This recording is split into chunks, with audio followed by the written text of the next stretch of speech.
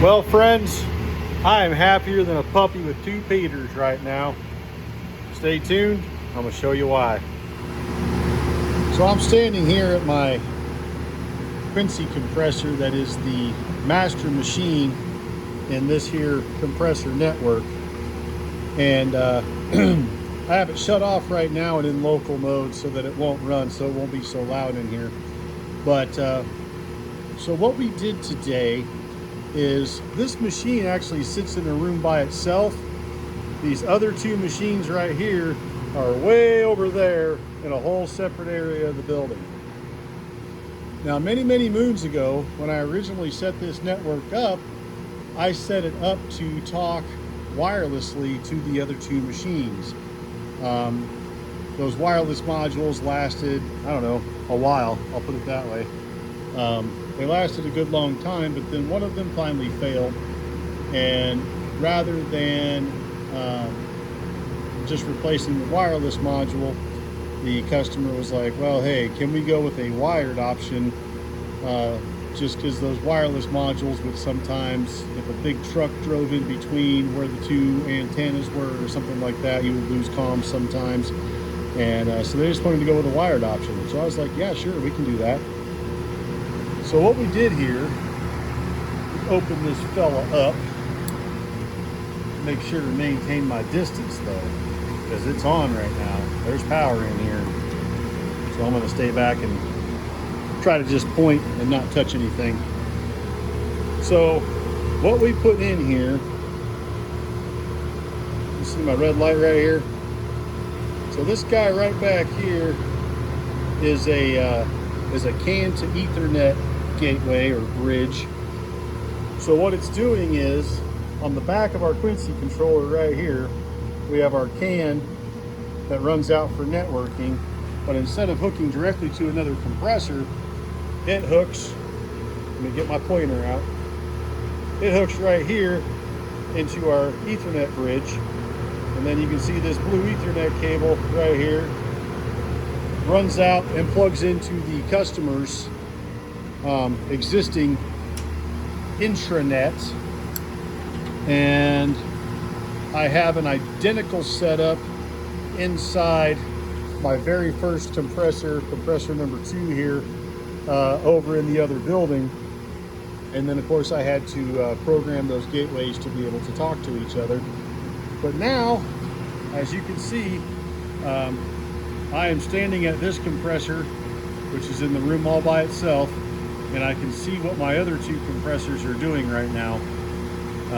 These little things right here telling you it's loaded. This is telling you that it's in local control. Once I flip this to LAN, that little icon goes away. And you can see is my network pressure band over here, and that's my actual network pressure. So this compressor and then compressor number 2 over in the other room are power sync machines. And so you can see at the top end of our bar graph, these are kind of segmented. That will actually tell you when you have lift valves open. Right now we're kind of well below center point, so we got all 4 lift valves are closed right now. But as that pressure starts to build, this thing will start popping lift valves open. You'll actually see it here on the graph. And then of course, if it unloads, the bar graph drops down.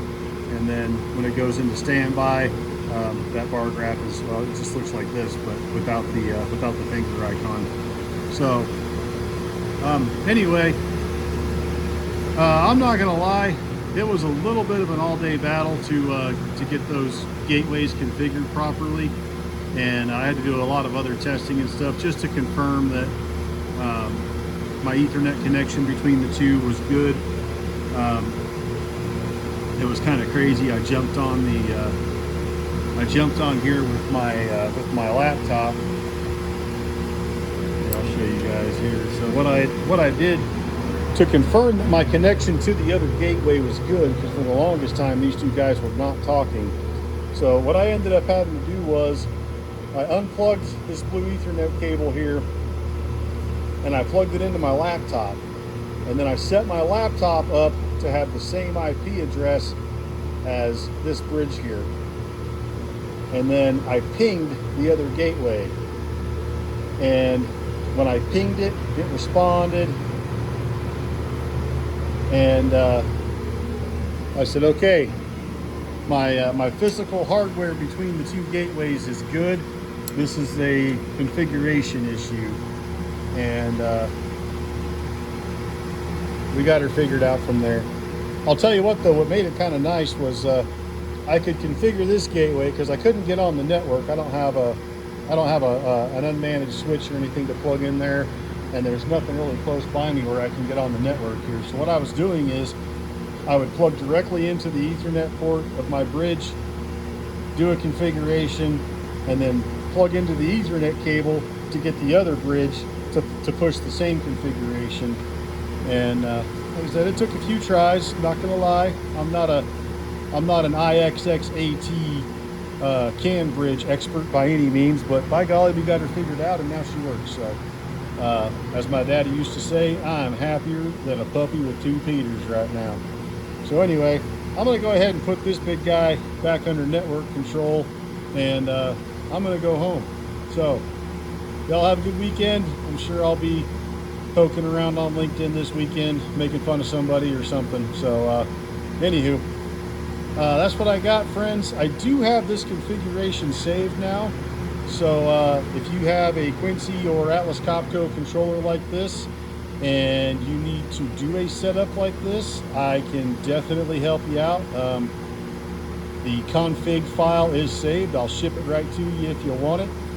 So there you have it, friends. Let's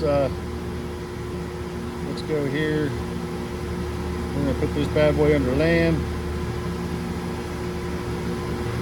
And we must be happy with our pressure. Yeah, we're pretty happy with our pressure. So he's just gonna sit here and stand by now. So anyway, see you, friends.